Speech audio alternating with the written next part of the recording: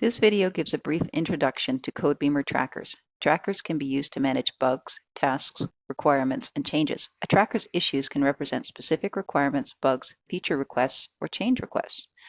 A few trackers are automatically created by default when a new project is created. When the project is created, using another project for its template will copy over the tracker configuration as well as other settings. We can see a summary of the project's issues in all trackers at the bottom of the tracker summary page. Navigating to the bug tracker, the options are to create a new issue, change the tracker whose issue list you're examining, or redraw the issue list using any of these areas, or the column headings. Redraw the issue list according to open issues here, or submitted by me, for example, or other selection criteria. Select the new issues here. Use a text search here and press go. Or under more details, you can select particular fields' values to use as issue search criteria.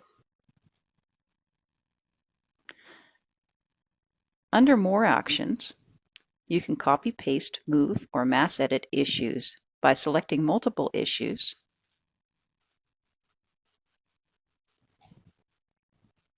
and then performing the edit operation.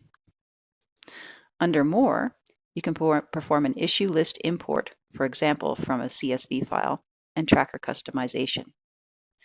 Clicking on New Issue opens an edit window where there is a header area to define shorter fields, an area to enter a summary and definition, and an area to add attachments.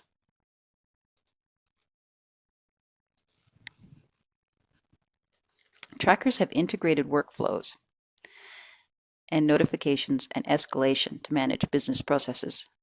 If a tracker has a workflow applied, only valid state transitions are available in the transition selection area.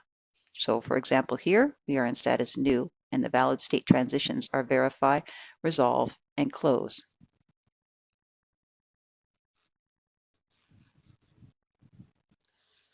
Tracker fields and appearances can be altered in the tracker customization area. The name, key, workflows,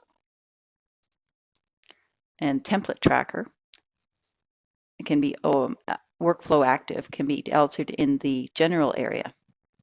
Under permissions, tracker operation permissions are defined for each role.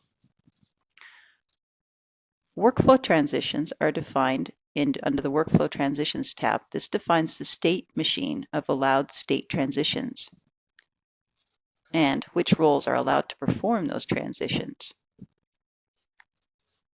Under Field Access is another layer of permissions.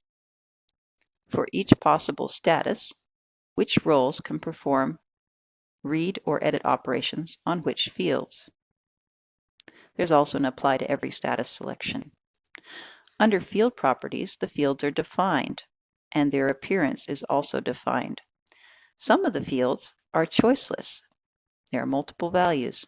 So under Choiceless, you can edit the choices that are available for that field. So for example, under Priority, the current choices are lowest, low, normal, high, and highest. You could select another one and add it here.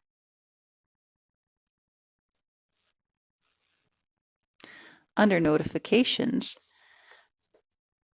email notifications of an issue's creation or modification are sent to the project members or roles shown under the Notifications tab.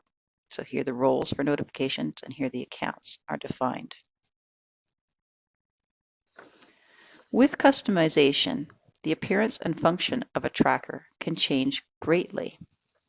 For example, here we navigate to the Participate project and look at the People tracker and examine one entry in the People tracker. It's a very different appearance. This concludes the tracker introduction.